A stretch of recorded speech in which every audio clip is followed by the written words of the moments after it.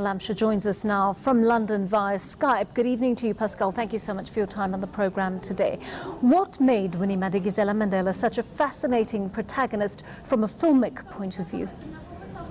Well, there was this extraordinary lack of fit between what I was experiencing when I travelled the world, America, Europe, etc., where she was so effectively demonised and for so long, whilst when I was in South Africa and amongst her people, it was quite an opposite story. So that lack of fit, I realised there was a space there that needed to be properly, historically and politically contextualised. And that's what I set out to do. Having researched Winnie Madikizela-Madela in detail, what contribution do you believe she made not only to the struggle for racial equality, but also for gender equality? Well, her contribution was massive. I mean, for gender equality, that's an ongoing story, we know, in South Africa. But in terms of the actual recalibrating of the story of the liberation of South Africa, and particularly in the very critical period between 1990 and the first democratic elections, I think it's very, very, very important that people look at that story again and hopefully watch my film. And see what her contribution was, because in my view she was effectively politically neutralised at a very critical time in your country's history, and I think that deserves a second look and to be added to the conversation today. So tell us about this process of neutralisation you speak about. Who would have been responsible for that, and what would have been the results of that, Pascale? Well, the results of that are still, unfortunately, being relayed in the international Western media today, which is a certain demonisation of her contribution to the struggle. Those who contributed to that were, of course, people like the director of Stratcom, who you will see speaking in my film, Vic Macpherson, the intelligence services, all the state forces on the side of apartheid before Nelson's release and in the critical time up until the first elections.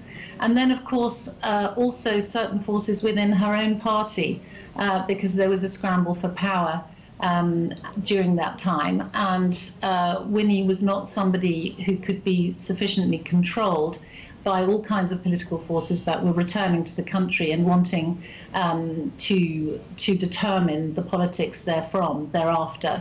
So I think the film's point of view is that South Africa needed both Nelson and Winnie. They needed to stay together.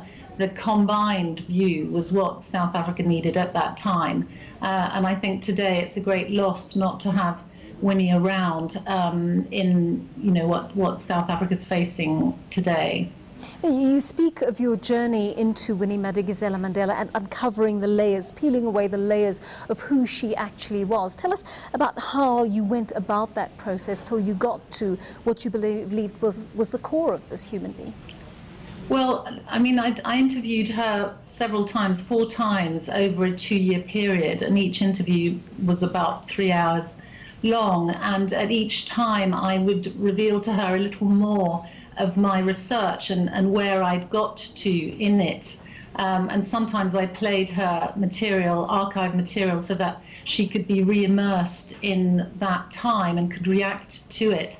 And I think that she was able, therefore, to really not only share her political vision, which hadn't changed over the many years, but also share something of the emotion of what she went through at various points, for example, during the TRC, etc., when she was the object of so much negative scrutiny. When you are finally at the destination of what you believe your documentary is, and you're dealing with this woman whom you say was severely misunderstood, did you come to an understanding of why you believed she was misunderstood, or perhaps even misrepresented? Yes. I think Winnie represented the socialist side, the socialist viewpoint of her party and of South Africa in general.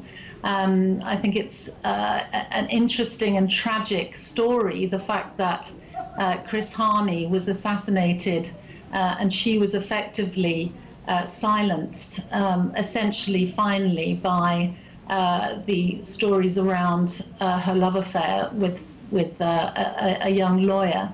And that effectively took a critical element out of the debate during the great discussions, Cadessa, etc., for, you know, over the transfer, supposed transfer of power. So I think her contribution continued to be that socialist perspective, if you like, thinking about the majority of South Africans, and the majority of South Africans, unfortunately, are still live in horrendous and very impoverished conditions. And the fact that today it is the most unequal country in terms of resources, in terms of living, the capacity to live, is really a very sad indictment on you know, what the liberation struggle set out to achieve for the people of South Africa.